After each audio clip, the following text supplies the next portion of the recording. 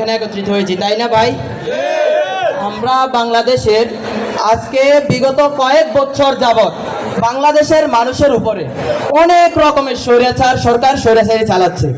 অবশেষে আমাদের ছাত্র জনতাকেও সেই ছাড় দেয়নি।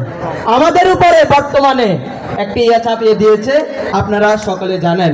আর যে জিনিসটা নিয়ে আমরা অনেক ব্যথিত, সেই জিনিসটি কোটা প্রথা। আমরা কি বাংলাদেশে মেধা চাই নাকি কোটা? মেধা না কোটা? মেধা মেধা না কোটা? মেধা না কোটা? ওই মেধা নাকি কোটা?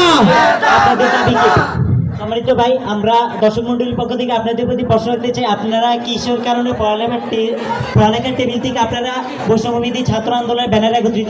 জি ভাই, আমরা এখানে রাজপথে নেমে এসেছি এমনি এমনি না।